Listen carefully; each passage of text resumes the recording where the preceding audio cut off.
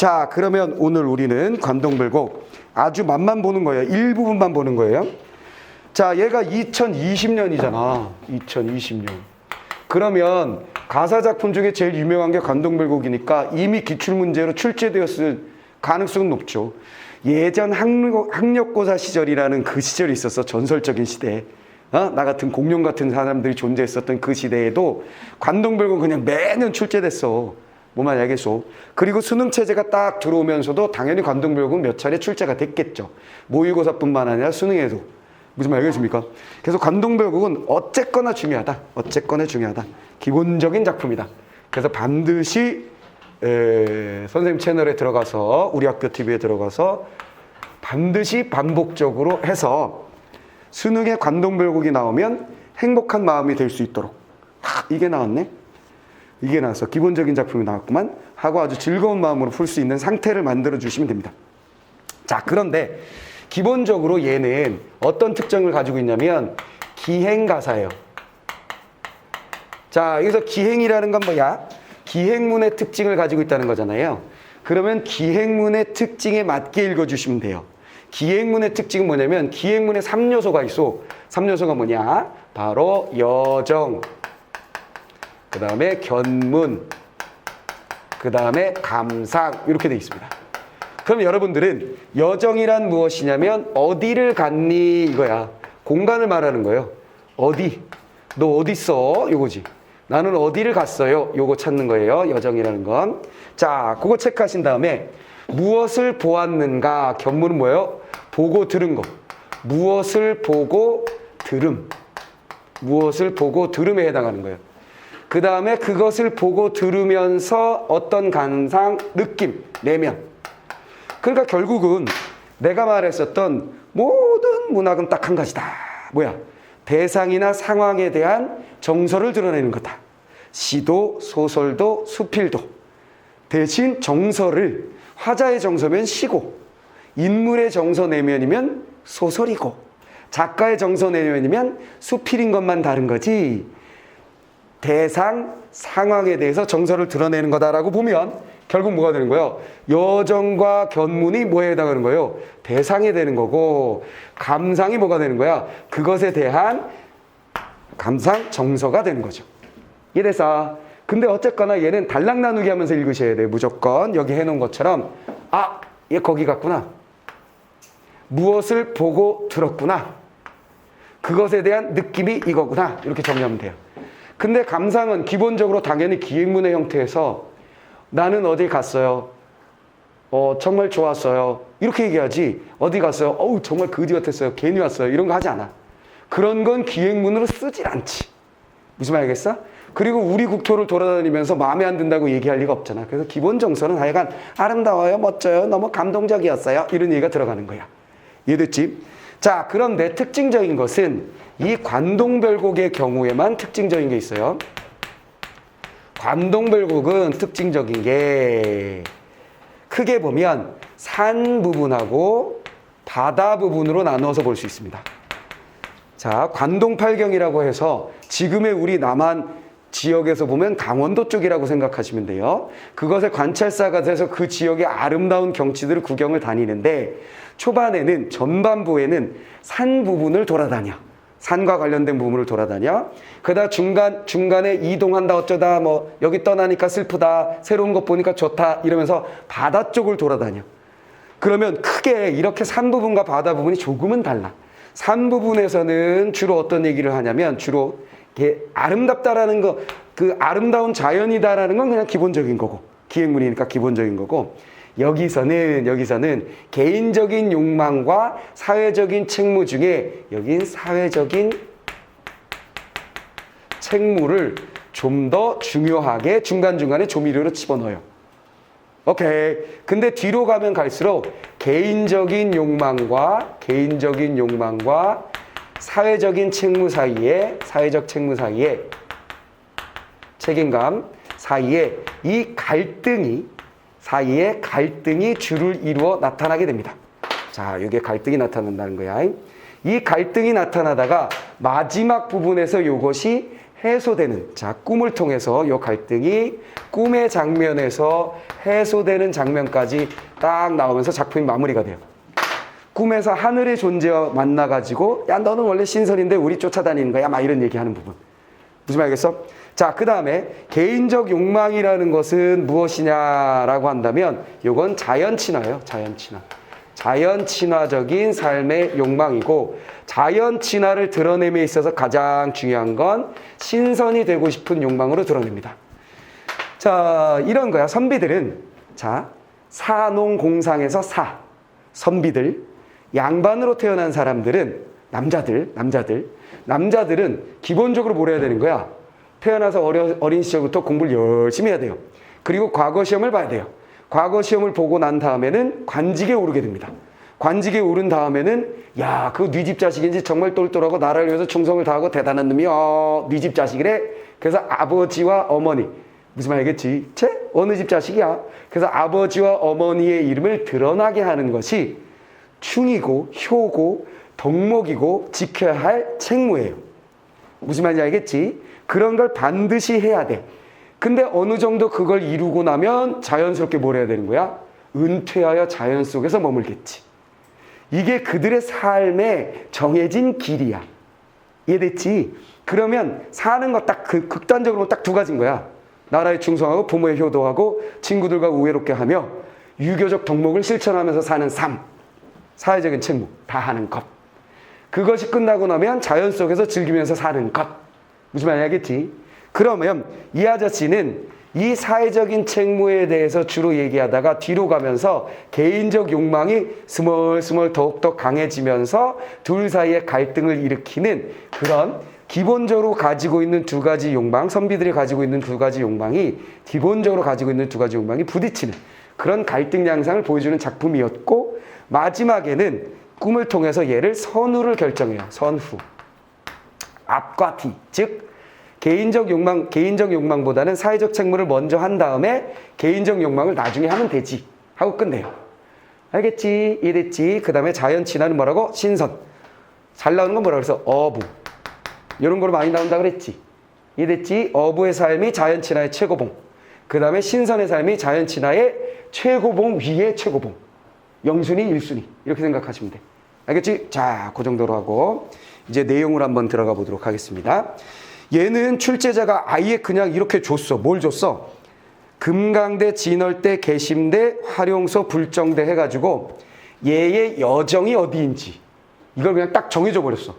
그럼 그 단락별로 우리는 따라서 읽으면 된다라는 거야. 단락 나누기를 이미 해줬다라고 생각하시면 되고 그 다음에 첫 번째 문제 윗글에 대한 설명 A에 대한 이해 내용 두 번째 문제고 자, 그 다음에 세 번째 문제 보기가 있네요. 자, 보기 먼저 한번 살펴보겠습니다. 언제나 보기에서 힌트를 얻은 다음에 그 힌트에다가 때려 넣는다. 오케이. 독서에서는 개념을 잡고 개념의 관계 공식을 찾은 다음에 보기를 보고 보기는 사례니까 거기다 때려 넣고 문학에서는 일반적으로 작품에 대한 일반적인 내용이거나 그 작품 자체의 특징적인 내용에 대해서 힌트를 딱 주니까 그 힌트를 잡은 다음에 본문을 들어서 거기다 때려 넣고 이 과정 거치시면 됩니다. 자, 그럼 보기 봅시다. 조선시대 사대부들은 자연의 하늘의 이치가 구현된 것으로 보았다. 하늘의 이치. 아, 이거 이기론 지난번에 했었던 거 그 얘기 그대로네. 그치? 하늘의 이치가 있는데 그 이치는 자연 사물에 그대로 담겨 있다. 알고 있는 얘기야. 성리학에서 주로 얘기하는 거. 그들 중 대부분은 자연의 미를 관념적으로 형상했다. 또돈. 자, 뭐야? 일반적인 복이네요. 사대부들은 뭐 했다는 거예요? 자연의 미를 관념적으로 형상했다. 자연의 아름다움을 관념적으로 형상하였다. 자, 관념적이다라는 얘기는 달리 얘기하면 추상적이다. 추상적이다라는 얘기는 머릿속에서 이루어지는 생각이다. 헷갈리면 반대로 생각하면 구체적이지 않다. 아이고, 구체적이란 말도 모르겠고 관념적이란 말도 모르겠고 추상적인 말도 모르겠어요. 그렇다면 우린 뭐 생각하자 그래서 구체적이란 건 오감으로 인지가 가능하다. 오케이, 이렇게 생각하면 된다 그랬지? 시를 설명하면서 시작점에서 내가 한 소리야. 그래서 시인이 하는 짓은 무엇이다? 관념적이고 추상적인 일상적인 언어를 무엇으로 바꾸는 거? 구체적이고 감각적인 시어로 바꾸는 것. 그래서 난 널 사랑해. 이 사랑이라는 추상적인 말을 무슨 말이겠어? 너는 내게 바나나 같은 존재야. 이렇게 부르면 땡. 뭔 개소리야? 이렇게 되잖아. 하지만 바나나로 틱 바뀌니까 뭐야? 구체적이지. 감각적이고. 뭔 말인지 알겠지? 자, 그러면 이전 시대의 사대부들은 일반적으로 자연미를 관념적, 추상적으로 그리는 사람들이 많았대요. 그런데 관동별곡의 작가는 뜨딩, 자, 일반적인 얘기였고, 이제 작품 보기, 작품 자체의 특징. 관동별곡의 작가는 자연의 미를 현실에서 발견하는 사실감 있게 묘사함으로써 그들과의 차별성을 드러내고 있다. 사실감 있게 묘사했다라는 말에 담겨있는 뜻은 내가 가르친 바에 의한 상식적으로 보면 뭐야? 좀 더 구체적으로 그리고 있다는 얘기네. 이해됐지? 이해됐지? 내가 그렇게 가르쳤으니까 여러분들은 이렇게 딱 캐치해내야 되는 거지. 됐지? 좀 더 사실감 있다. 그들과의 차별성이다. 또 그는 자연을 바라보며 사회적인 책무를 떠올리고 아까 얘기했던 거네. 자연에서 사실감 있게 묘사하면 두 번째 특징 바로 무엇이다? 사회적 책무. 사회적인 책임감을 드러내고 책무를 드러내고 사회적 책무를 드러내고 자연에 투사된 이상적 인간상을 모색하기도 한다. 그지? 이상적 인간. 인간상. 사회적 책무에서 연결되는 사회적 책무를 떠올리고 자연에 투사된 이상적 인간상을 모색하기도 한다 했을 때 사회적 책무적 입장에서 이상적 인간상이라는 것은 춤과 효를 다하는 인간의 모습을 구체적인 자연현상에 찾는다라는 거지. 저 고든 나무 좀 보소 저거 이런 거. 내난국주의 이거. 매화는 추위 속에서도 피어나니 어찌 절개를 저렇게 잘 지키는 식물이 있던가 나는 저것을 닮아서 임금님 사랑해요 열심히 할게요 이렇게 되는 거. 무슨 말이겠어? 이해돼서 그런 거겠지. 이해됐지? 자, 끝났습니다. 자, 얘는 뭐야? 사실감 있게 묘사하면서도 거기에 뭐지? 약간은 관념적이라고 볼 수 있는 이상적 인간상을 자연 속에서 찾아내고 있다는 거야. 이해됐어? 자연사물에서 이걸 찾아내고 있더라라는 얘기죠. 자, 그러면 이제 작품 내용 들어가 보도록 하겠습니다. 자, 첫 번째, 제일 먼저 우린 뭘 잡는다? 금강대. 딱 잡는 거야, 금강대.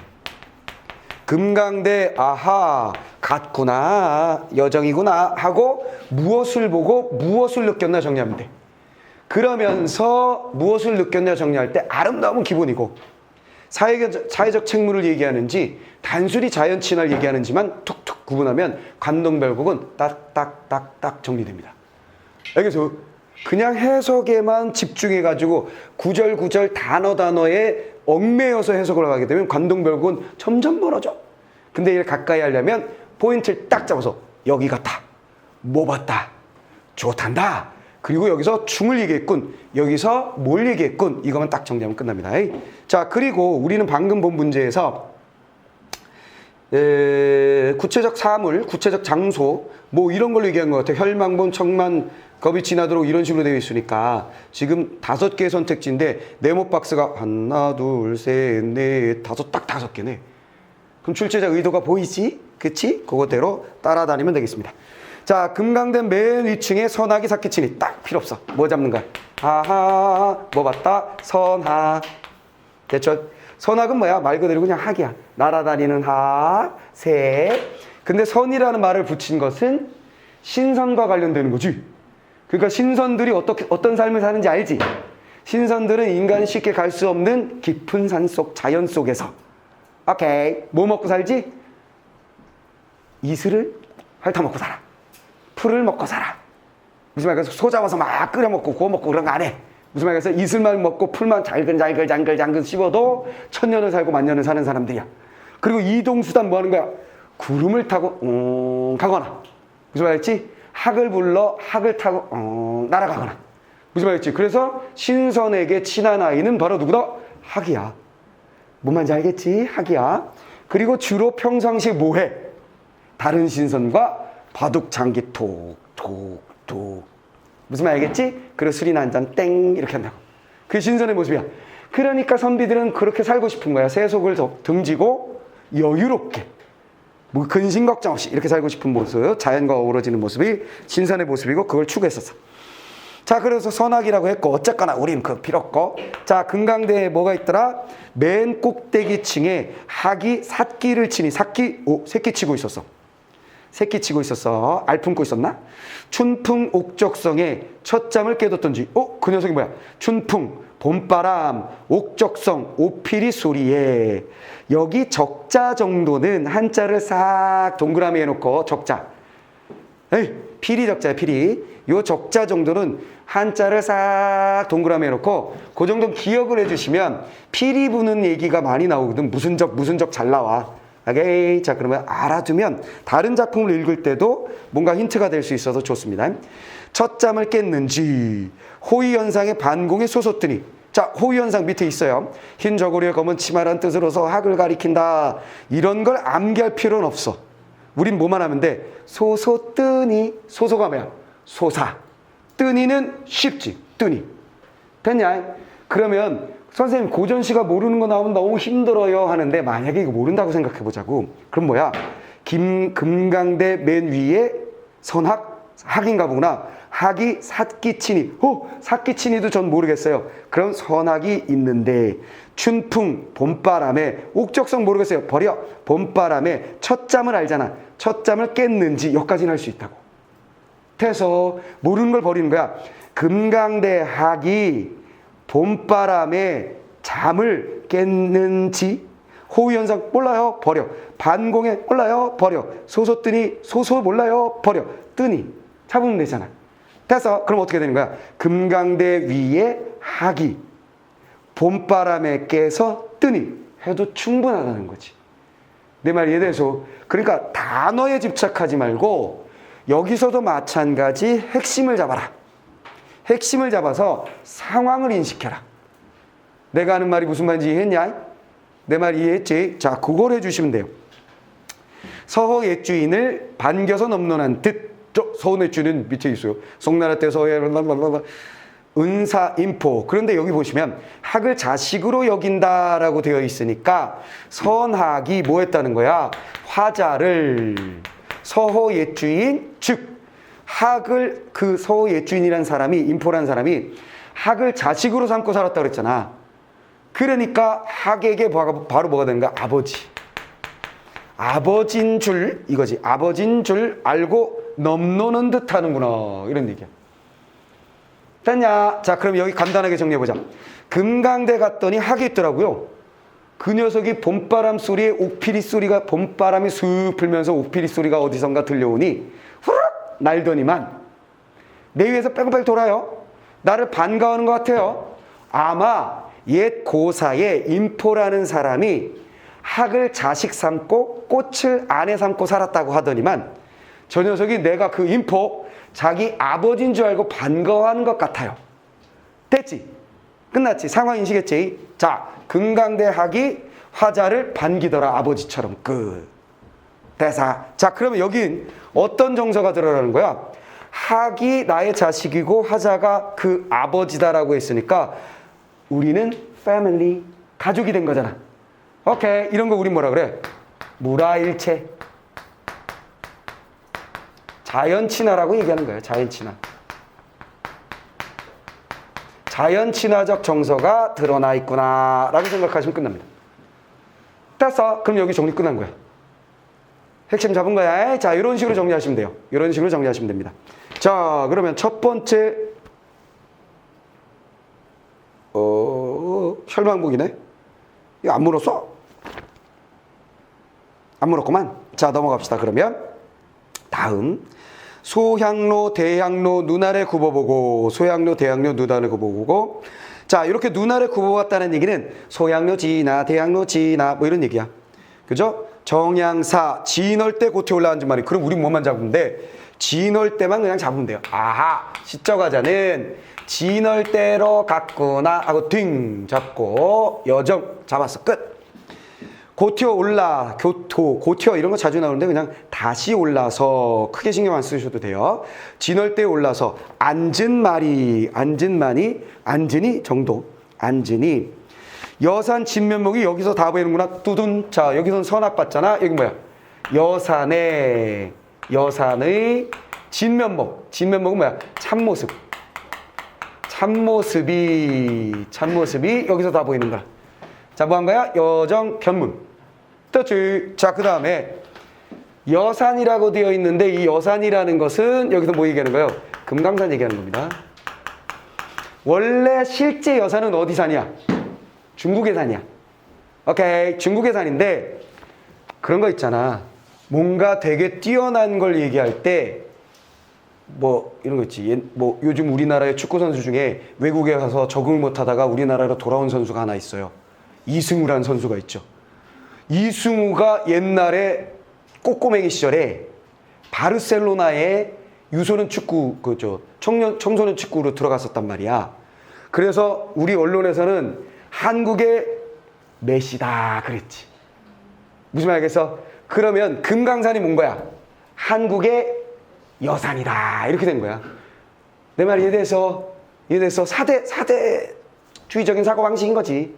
뭔 말이겠어? 우리는 어떻게 해야 돼? 여산에 가서 엄마 중국의 금강산이구만 이렇게 봐야 되는데 반대로 그런 거지. 무슨 말이겠어?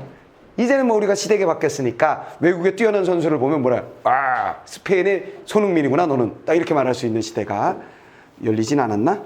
자, 뭐 거의 뭐 세계적인 선수니까요. 이제 이승우도 지금 잘하고 있어서 외국에서 오퍼가 막 들어오고 다시 들어오고 있다는 뭐 얘기가 있습니다.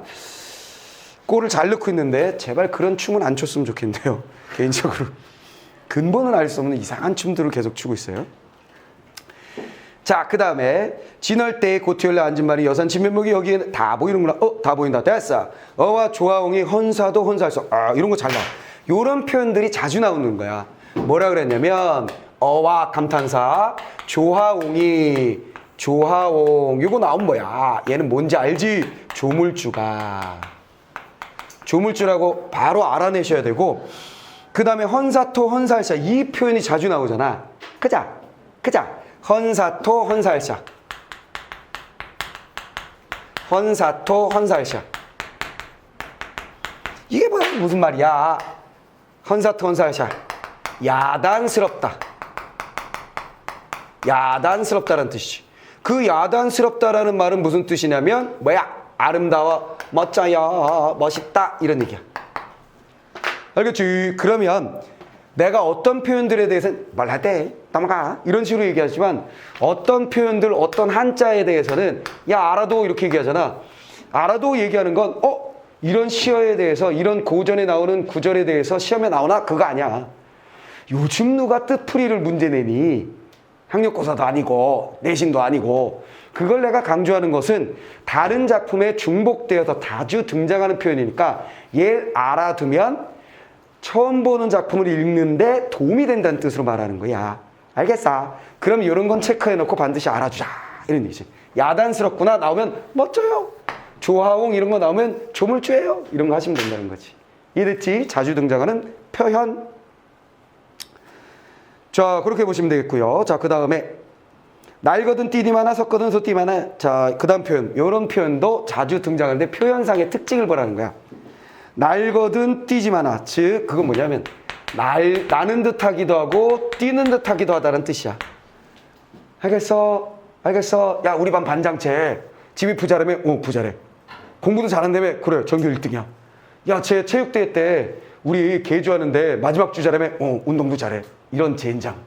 이렇게 되는 거잖아. 야, 애가 좀 잘생겼으면 집이 좀 가난하든가, 좀 집이 좀 부자면 좀 공부를 좀 못하든가, 운동이라도 못하지, 쟨 다 잘해, 짜증나. 이런 얘기. 무슨 말 알겠어? 그럼 뭐야? 날거든 뛰지 마나. 무슨 말 알겠지? 날고 있으면 뛰지 말든지 날면서 뛰고 이런 뜻이야. 그러니까 이런 식으로 표현이 나오는 건 모든 속성을 다 가지고 있다는 거야. 날면서 뛰고, 섰거든 소띠마나. 서 있는 듯 하기도 하고 솟아 있는 듯 하기도 하고. 무슨 말 알겠어? 서 있는 듯 하기도 하고 솟아 있는 듯 하기도 하고. 지금 뭐 얘기하는 거야? 놓치면 안 되지. 뭘? 지금 여긴 뭘 보고 있다고? 여산의 참모습을 보고 있잖아. 금강산의 모습을 보고 있는 거야. 금강산이 어떻다라는 거야? 멋져요 얘기한 다음에 나는 듯 하기도 하고 뛰는 듯 하기도 하고 서 있기도 하기도 하고 솟아 있는 듯 하기도 하고 멋진 모습을 다양하게 설명하고 있는 중입니다. 즉 사실감 묘사네. 무슨 말이겠어? 단순히 이런 아름다움 처음 보는구나, 멋지구나 하고 끝내버리는 게 아니라 어떠한지를 되게 구체적으로 설명하고 있다는 거지. 그걸 바로 우리가 사실감 묘사라고 얘기한 거야. 이해됐지? 그걸 우리는 확인하고 있는 거고요. 자, 그 다음에 부용을 꽂았는 듯 배곡을 묶었는 듯. 아하, 부용. 부용을 꽂은 듯 배곡을 묶어놓은 듯. 아, 이거 배곡은 그냥 알패고. 그렇지? 옥. 보석이잖아, 보물. 그치? 부용, 연꽃이야, 연꽃. 연꽃을 꽂아놓은 듯 아름답겠지? 그러니까 부용 정도는 알아두면은 좀 좋을 것 같아. 그러니까 선생님 시대에는 이 연꽃이라는 부용이라는 이름을 가진 사람이 주변에 한두 명 꼭 있었던 것 같아.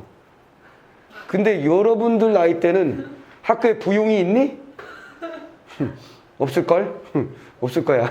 그러니까 약간 고전틱한 이름이에요. 고전틱한 이름입니다. 자, 근데 어쨌거나 옛날에 이 부용 연꽃이 자주 나오니까 특히 모르말이 나오면 부용장 뭐 이런 걸로 나와. 장막을 쳤는데 그 장막이 연꽃을 수놓은 장막이다 뭐 이런 식으로.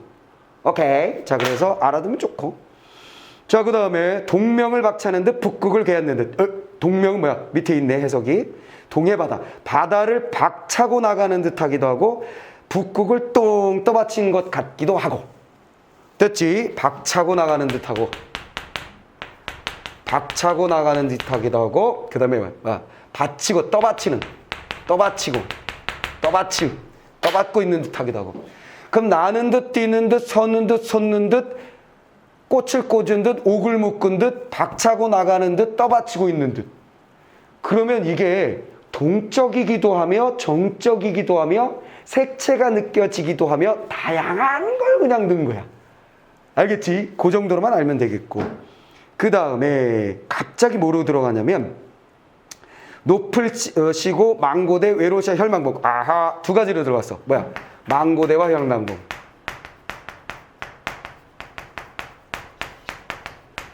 자, 어떻게 된 거냐면 봐봐.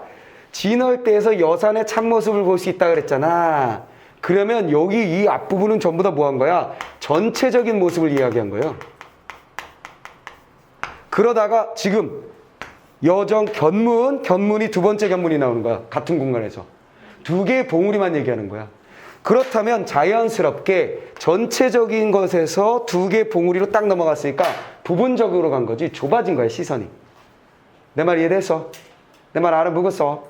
이해됐지? 시선이 딱 두 부분으로 팅 좁아진 거야. 자, 그러면 보세요. 망고대 혈망봉. 하늘을 추미러 무슨 일을 하리로라. 하늘을 떠받치고서 떠받치고 밀면서 무수일을 사로려. 사례다. 기본적인 사례다지. 하늘에게 무엇을 사례다. 사렘. 알리는 거지. 누구한테? 하늘을 떠받치고 하늘에게 무엇을 알리려고? 그러니까 12,000 봉우리가 금강산 봉우리 막 있는데 그 중에 유난히 퉁 높은 봉우리가 있었으니 망고대 혈망봉이고 그 두 개의 봉우리는 마치 하늘을 떠받치고 뭔가를 아뢰려고 하는 충신의 모습이다. 에이? 이상적 인간상 보는 거야, 여기서. 이래서 충신의 모습, 이상적 인간상을 보는 거야. 자, 하늘을 떠받치고 무엇을 알리려고 하는 듯하다. 그런 얘기죠.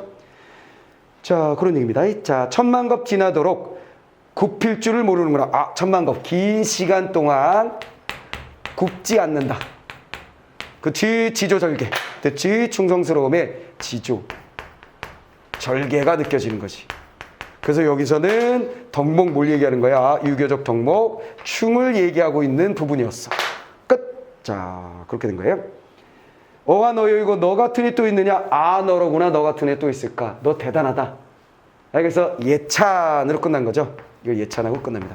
너 같은 애 또 있냐? 너밖에 없는 것 같아. 하는데 은근히 뭐야? 자기 자신을 거기다 대입하는 듯한 느낌. 요 정도 드는 거지 뭐. 그래서 자기 자신이 그렇게 충성을 다하는 신하임을 이야기하는 듯한 느낌. 이해됐습니까? 이거 지은이가 누구야? 정철. 그렇지, 정철. 오케이. 한때는 권력을 잡았으나 삼인국 송미군 쓸 때 어땠어? 밀려났었잖아. 그치? 그러니까 임금님 사랑해요. 계속 어필하는 얘기가 많이 들어있어요. 알겠어? 나 사랑해요. 나 같은 충실 어디 있다 그랬어요?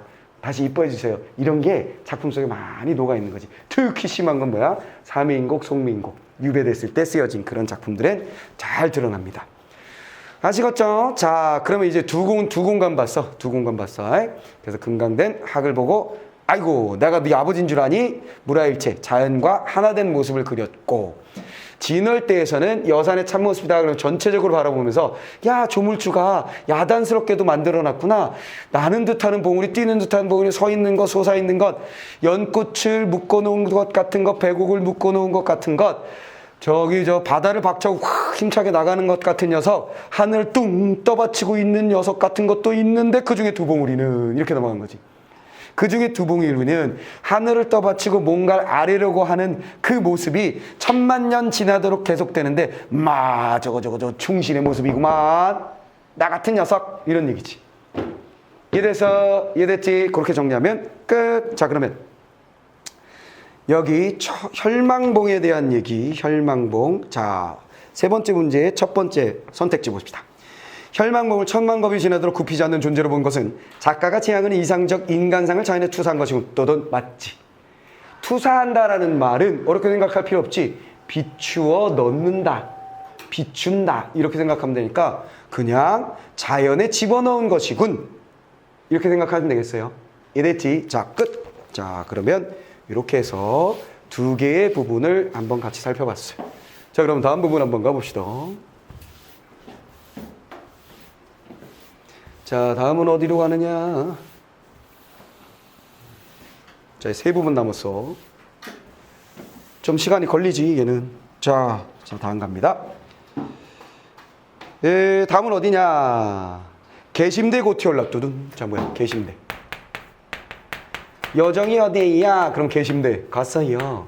뭘 봤나요? 찾아야죠. 계심대 고티올라 다시 올라서 중양성 바라보며 12,000봉 넉넉히 효여하니 뚜둔. 자 뭐야 여기 12,000 봉우리를 넉넉히 뚜렷이 헤아리니 효여하니 헤아리니 바라보니 정도 됐죠.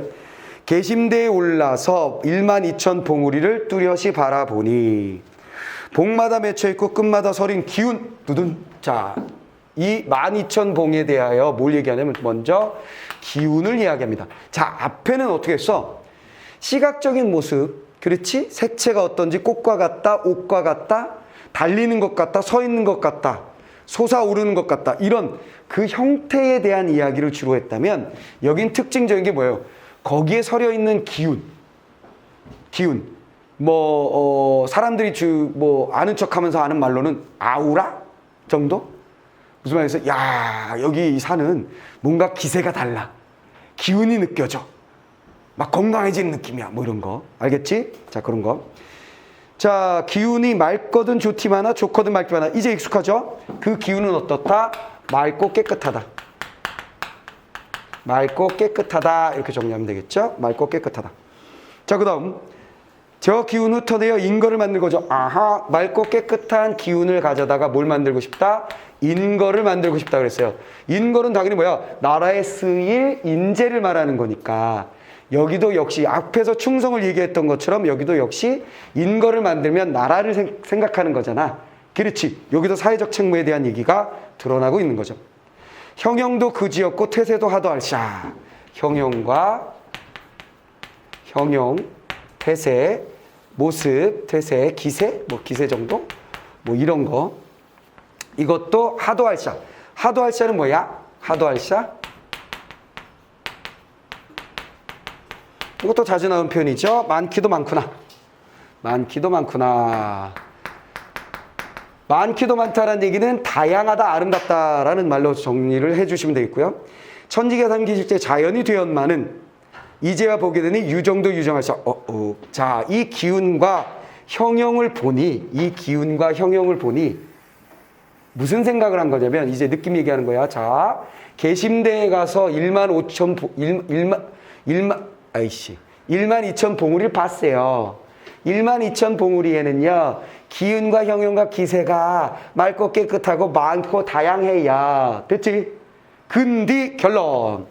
그 기세를 통해서 뭘 느꼈냐면 바로 이건 분명히 자연스럽게 됐을 거라는 거야.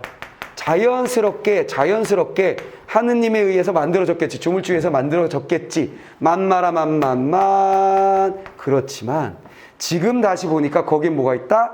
유정도 유정할사 그랬어요. 유정하다. 자, 뭔 소리요? 의미가 있다 정도? 의미가 있다 정도. 됐어. 자, 그러면 이거 왜 이렇게 해석하냐면 이렇게 보는 거야. 앞에 이런 기운을 따서 뭘 만들고 싶다 그랬어? 인거를 만들고 싶다 그랬잖아. 그렇지? 뭐 이건 문제로 이런 건 잘 나오진 않아요. 미루어 짐작컨대 해석하고 있는 거고 각기 다르게 해석할 수 있는 부분이기 때문에 이런 걸 구체적으로 문제를 내진 않아. 오케이? 근데 그냥 한번 해보면 자, 여기를 뭐로 해석할 수 있느냐? 이 맑은 기운을 떼서 인거를 만들 수 있다는 얘기는 나라를 위한 인재를 만들어내는 기운이잖아. 그러니까 옛날에 막 이런 거 많아. 어떤 장수는 무슨 산의 기운을 타고 태어나서 이런 거 있지. 그러면 결국 그 자연을 만든 건 하늘이잖아. 조물주잖아. 근데 그 기운을 거기에 영적 인물이 타고나잖아. 그러면 세상에 쓰일 만한 인물을 자연물을 통해서 만들어낸 거라고 볼 수 있지. 무슨 말이겠어? 그러면 조물주가 그냥 대강 여기 산 있어라, 여기 강 있어라 툭툭 만든 게 아니라 세상을 위해서 그 아름다운 자연들의 기세를 만들어 놓은 것이구나. 의미가 있는 거였구나. 이런 깨달음으로 볼 수 있다는 거지. 내 말 좀 알아먹었냐? 이건 하나의 해석일 뿐이야. 뭔 말이겠지? 하나의 해석일 뿐이야. 내가 보기엔, 내가 선생님이 생각하기엔 그렇게 해석하는 게 좋을 것 같다는 거지. 근데 여러분들은 그냥 뭐야? 아하, 여기서 인거를 했다. 사회적인 욕망, 사회적인 책무, 국가에 대한 생각을 얘는 하고 있구나만 그냥 알아내시면 되고, 자연스럽게 만들어졌지만 거기엔 뭔가 유정하다, 뭔가 정이 있는 것 같다 라고 그냥 마무리 지으면 돼. 그러면 출제자가 뭐라고 말하는지만 보고 그럴듯하네? 그럼 오케이. 뭐 이 멍청한 설명인데 그럼 X 해주시는 것만 하시면 돼요. 오케이. 자, 그러면 여기는 굵은 글씨들이 나왔으니까 중앙성을 바라보면서 어쩌고저쩌고 나왔으니까 한번 풀어볼게요. 자, 세 번째 문제 2번 선택지. 계심대에서 저기운을 흩어내서 인건을 만들겠다는 의지를 드러낸 것은 작가가 자연을 바라보며 자신이 사회적 책무를 인식하고 있음을 보여주는 군 거기 이상 벗어나지 않는 거야. 됐지? 그건 맞지? 자, 그 다음에 중앙성을 바라보면서 천지가 자연이 되었다고 본 것은 자연의 미가 하늘의 이치가 구현된 인간사회에 영향을 받는다고 생각하는 작가의 인식을 보여주는 거야. 뭔 소리야? 이건 조물주가 만든 건데 인간사회의 영향을 자연이 받는다고 했으니 이런 몽충이 같은 소리가 있어. 땡 답 이렇게만 하면 된다는 거지. 그래서 누군가가 한 해석을 공부하는 것을 수능은 요구하지 않아. 무슨 말이겠어? 내가 하나의 해석을 해줬지만 와 선생님 그럴듯한데요? 암기 이게 아니라는 거야. 그냥 나는 그런 해석을 하는 방법을 내가 왜 그렇게 해석했는지 보여줬고, 여러분들은 문맥을 통해서 무엇은 옳고 무엇은 그럴듯하고 무엇은 거지 같다라는 것만 판단할 수 있는 힘만 키우면 돼. 내 말 알겠어? 해석을 공부하고 외우는 게 아니야. 이해됐지? 자, 그렇게 정리하시면 되겠습니다. 자, 그래서 두 개 선택지 보면서 답 나왔고요. 자, 이제 어디로 가느냐? 활용서 한번 가봅시다. 활용서. 자, 다음 장소는 활용서 등. 자, 여정 활용소고요. 자, 그 알패 널어바이 활용소 되었으라. 엄밀히 말하면 여기 사자본 가가지고 활용소를 보는 거거든. 그래서 얘 여정이라 보기보다는 얘는 견문에 해당하는 건데 어쨌거나 출제자가 얘를 네모했으니까 우리도 네모하고. 활용소 되어 있구나. 이름상으로 보면 용이 되려는 못이라고 생각하시면 돼. 알겠어요? 그러니까 산에 가면 계곡 있잖아. 물이 막 흐르고 어딘가 물이 고여 있어. 근데 이게 엄청 많이 고여 있어서 물이 많이 고여 있으면 그 안이 들여다 보여지질 않잖아. 그러니까 사람들이 뭐라 그러고 저기 천년묵은 이 무기가 저 안에 있을 거야. 어느 날 되면 제가 용이 돼서 하고 올라갈 거야. 이렇게 생각한 거지. 그래서 뭐라고 이름을 붙였다? 활용소라고 이름을 붙였다. 오케이. 자, 천년묵은 노룡이 굽이굽이 서려 있어서 됐지? 이 안에 뭐가 있다? 노룡이 있을 거야. 상상이야. 천년묵은 늙은 용이 그 안에 서려 있어서 주야에 흘러내어 창에 이어지니 밤낮으로 흘러내리면서 창에 넓은 바다로 이어졌으니 풍운을 언제 얻어 삼위루를 들여낸다. 두둔. 자, 이 노룡아, 풍운을 언제 얻어 바람과 구름을 언제 얻어서 3일 동안 내리는 비를 비를 언제 내리려고 하는 것이니 음의 이온풀을 다 살아내려서라 음에 그늘진 언덕 정도로 해석을 하시면 되겠고요. 이온풀은 시든 풀들을 풀 다 살아내려시라. 저기 밑에 있지. 음의 이온풀은 그늘진 벼랑에 시든 풀. 자, 그늘진 벼랑에 시든 풀이라고 되어 있죠. 다 살아내어서라 살려내라. 살려내라 하고 강력한 요구, 명령을 하고 있네요. 자, 그럼 여기는 무슨 얘기한 거냐면 노령을 일반적으로 많이 뭐로 해석해? 자기 자신. 화자를 빗댄 것이라고 해석하는 경우가 많아요. 언제 너는 바람과 구름을 만나? 이건 뭐야?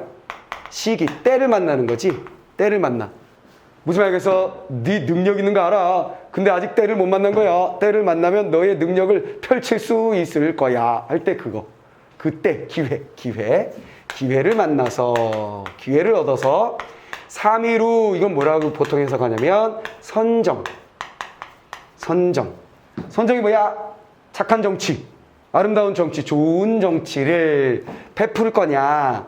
그걸 베풀어서 음해의 이온풀 후미진 곳 그러니까 서민들이 사는 곳, 서민들의 공간이에요. 그렇지. 그래서 외면당하는 곳이지. 여기는 외면을 당하는 곳이야. 외면당한 많은 사람들이 시들었어. 힘들게 사는 거지.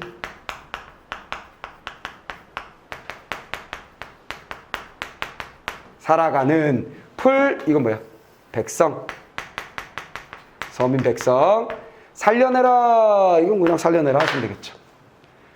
됐지? 자신에게 다짐하는 거라고 보시면 돼요. 나는 언젠가 기회를 만나서 좋은 정치를 베풀어 외면당하고 있는 힘들게 살아가는 백성들을 다 살려낼 것이다. 이런 얘기지. 그런 다짐으로 보시면 되겠습니다. 그래서 우리는 여기를 뭐라고 정리한 거야? 선정의 포부가 드러낸 장면이에요. 이렇게 정리하는 거지. 선정의 포부가 드러낸 장면이다. 이렇게 정리합니다. 다 됐어? 정리됐지? 자, 그렇게 정리하시면 되겠습니다. 자, 이제 마지막 외나무 썩은 달이 지나서 불정대에 오르니 뜨든. 자, 마지막 여정은 불정대 올라서 불정대에 오르니 천심절벽을 반공에 세워두고 따단. 자, 뭐 봤니? 절벽을 봅니다. 천심이라는 건 전에도 한번 해봤지. 굉장히 높은 절벽, 깊이를 나타내거나 하여간 거리 단위, 크기 단위라고 생각하시면 된다 그랬어요. 엄청 높은 절벽을 반공에 세워두고, 공중에 세워두고, 절벽이 공중에 서 있구나. 은하수 한 구비를 촌촌히 버여내요. 따단. 자, 이 절벽이 하나 있는데, 절벽이 있는 거야, 절벽이. 이거 절벽이 있어. 그런데 은하수는 뭐야? 하늘에 밀키웨이, 우리 은하수를 한 구비를 촌촌히 베어내요. 따단. 자, 이거 뭐야? 은하수가 흰색으로 있는데 요거 하나를 통 베어내. 이렇게 베어내어서 촌촌히 버여내요. 잘라내서. 자, 요거를 이렇게 은하수 한 부분을 잘라냈는데 머릿속에 뭘 상상하시면 딱 되냐면 게맛살 있지, 게맛살 알지? 맛살. 그 맛살을 이렇게 떼지. 그럼 얘를 뭐야? 잘게 실처럼 이렇게 떼낸다고 생각하시면 돼요. 알겠지? 자, 떼어내서 풀어서 실같이 풀어서 배같이 걸었으니 그 다음에 얘를 어떻게 하는 거야? 이 실이 만들어진 녀석을 여기다가 샥 걸쳐라. 그럼 뭐가 되지? 폭포가 되는 거야.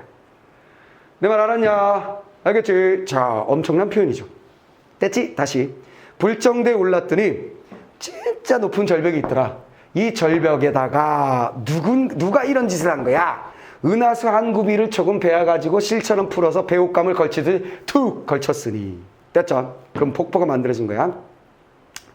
도경에는, 여기서 도경이라는 건 뭘 얘기하는 건 책이에요. 산수도경이라고 해가지고 경치를 그림으로 그린 책. 관광 안내도 우리 지금으로 치면 관광 안내 같은 거라고 생각하시면 돼. 산수 도경에는 12굽이인데 여기 뭐야? 12굽이.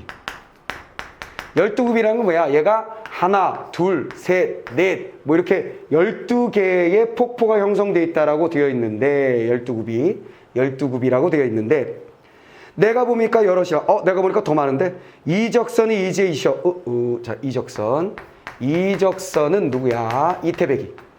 이태백이라는 인물이 지금 다시 돌아와서 고텨 의논하게 되면, 다시 의논한다면, 이태백이라는 시인이 다시 나와 의논한다면 여산이 여기도건 낫단 말 못할 것이다. 여산이 낫단 말 뭐대? 여기도건. 여기는 뭐야? 내가 지금 보고 있는 금강산. 이해하고. 됐지? 자, 뭔 얘기하는 거야? 이태백이가 살아 돌아와가지고 말이야, 나하고 지금 배틀 붙는 거야. 야, 중국의 산이 그렇게 멋있어? 그건 멋있지. 어디가? 여산 끝내줘. 그럼 정철이 뭐라 그러는 거야? 야, 여기 금강산 한번 봐봐. 여산이 여기보다 더 멋지니? 오, 그렇게 말 못하겠는데? 응? 삐까삐까하다. 야, 이렇게 말하겠다는 거지. 내 말 이해됐지? 자, 그럼 뭐였다고? 자, 다시 한번 봅니다. 불정대, 외나무 썩은 다리 지나서 불정대에 딱 올라갔더니 큰 절벽이 공중에 탁 서 있더라. 여기에 누군가가 은하수 한 구비를 탁 잘라가지고 마디마디 잘라서 실처럼 풀어서 배옷감 걸쳐서 폭포를 만들어 놨으니, 이 모양은 마치 산수도경에는 12굽이라고 되어 있지만 내가 보니까 더 많더라. 더구나 어찌나 아름답던지 이태백이가 와서 여산이 좋아, 금강산이 좋아. 그러면 야, 여산이 금강산보다 좋다라고 딱히 말을 못하겠다. 야, 여기도 진짜 좋다. 이렇게 될 것 같아. 이런 얘기죠. 됐지? 그러니까 여기 옛사람 호출해가지고 여기 아름다움을 부각하는 표현을 해줬습니다. 자, 그러면 이제 마무리 지어볼까요? 세 번째 문제. 2개 선택지 남은 거 해결해 봅시다. 불정대에서 본 폭포의 아름다움을 실이나 배와 같은 구체적인 사물을 활용하여 표현한 것은 자연을 실감나게, 그렇지, 엄청 실감난 표현이죠. 작가의 태도 반영, 맞죠? 불정대에도 본 풍경을 중국의 여산과 비교하여, 맞죠? 우리 자연의 아름다움을 강조한 것은 관념이 아닌 현실에서 아름다움을 발견하는 작가의 차별성을 보여주는, 그렇지. 이런 선택지 왜 나왔냐면, 그런 거 알 거야. 우리나라가 산수화를 그리면 사람들이 산수화를 그릴 때 뭘 그렸다는 거야? 외국의, 즉 중국의 아름다운 산수를 그렸다는 거지. 그러니까 산을 그리면 뭘 그리는 거야? 그리고서 야, 여보게, 아이고 이 산 멋지구만. 이게 무슨 산인가? 중국의 명산 여산일세. 자네 거기 다녀왔는가? 그 먼 곳을 내가 어찌 가보는가? 그 어찌 그렸는가? 상상해서 그렸네. 아니면 누구의 그림을 보고 내가 그렸네. 이렇게 되는 거야. 그러면 아름다운 산수를 그리려면 무조건 기준이 되는 중국 걸 그리는 거지. 그런 거에서 벗어난 게 바로 뭐였어? 진경산수화지. 내 말 이해됐습니까? 그러면 역시 머릿속에 관념적으로 자연을 얘기하던 시대에서 벗어나서 우리 자연의 아름다움을 체험하고 그릴 수 있는 시대가 열렸다는 거지. 그런 선택지였어. 자, 그럼 첫 번째 문제 볼게요. 설명으로 가장 적절한 게 여기 있었구나. 금강대 하나씩. 금강대, 진월대로 이동하면서 자연에 대한 화자의 이중적 태도를 보여주고 있다. 왜 이중이야? 말도 안 돼. 자, 진월대, 불정대, 내적 갈등, 땡. 개심대에서 성경 후정의 방식으로 화자의 바라본 풍경과 그에 대한 감의서, 그렇지. 개심대에서는 주변의 아름다운 기운에 대해서 얘기하다가 그것이 인거를 만든다라는 이야기로 넘어가죠. 됐지? 자, 맞습니다. 자, 그 다음에 활용소에서 원경, 근경 아니죠. 자, 그 다음에 5번. 활용소 불정대에서 이동 경로를 드러내지 않아. 아니요, 드러냈어요. 어디지나. 자, 그 다음에 A 부분에 대한 문제 봅니다. 부용을 꽂은 듯 배곡을, 부용, 배곡, 동명, 북극, 박차고 나감, 뭐 이거예요. 봉우리를 부용을 꽂고 배곡을 묶은 듯 했다는 것은 시각적, 색채죠. 색을 느끼게 합니다. 색채 이미지를 가지고 있는 거. 형상을 묘사했다. 맞고. 봉우리를 배곡, 동명과 같은 무생물에 빗대어 대상에서 느낄 수 있는 자연의 영속성을 표현했다. 배곡과 동명, 특히 백옥은 봉우리에 대한 비유인 건 맞는데 동명은 동해 바다니까 봉우리가 아니라 그 봉우리가 마치 동해 바다를 박차고 나가는 것 같다라는 거니까 봐도 그거에 대한 표현은 아니고 비유는 아니고 그 다음에 자연의 영속성을 표현한 것이라고 보기도 좀 어렵죠. 그냥 힘찬 모습을 보여준다 정도로 아름다운 모습을 보여준다. 백옥은 그 다음에 동명을 박찬다 할 때는 동명, 동해 바다를 박차고 나가는 모습을 통해서 힘찬 모습이다 정도로만 하시면 되겠습니다. 자, 봉우리를 동명을 박차고 북극을 받치는 듯한 모습에도 빗대어 웅장한 느낌. 그렇지. 박차고 떠받치고 웅장하다, 크다, 멋지다 되겠네요. 날거든 뛰디 많아 섰거든 솟지 많아. 날고 뛰고 솟고 서 있고 솟는다. 부각하여 대꾸를 통해. 그렇지. 됐죠? 대꾸 맞죠? 대꾸는 항상 뭐야? 유사한 동사 구조의 반복. 제일 중요한 게 뭐라 그랬어? 세트. 됐지? 날다, 섰다, 뛰다, 솟다 뭐 이런 식으로. 꽂았는 듯, 박차는 듯은 득과 같이 상태나 동작을 보여주는 유사한 동사 구조. 나열, 대꾸 위에 있는 건 똑같은 건데. 나열 통해서 봉우리의 다채로운 모습, 됐습니다. 대꾸를 통해서 봉우리의 다채로운 모습을 보여주고 있다. 맞습니다. 자, 됐어요. 자, 그러면 이 시간에 내가 설명하고자 했던 것은 관동별곡의 이 부분을 여러분들에게 알라고 하는 거라고 보기보단 관동별곡을 어떤 방식으로 정리하면서 공부하는지에 대해서 보여준 거라고 생각하시면 돼요. 알겠습니까? 나머지 부분들도 선생님 그 유튜브 채널에 들어오셔서 하나씩 보면서 메모도 해보시고 자만할 때 보고 오케이? 해가지고 반드시 전문을 정리해서 좀 익숙하게 만들어 주시길 바랍니다. 알았죠? 네.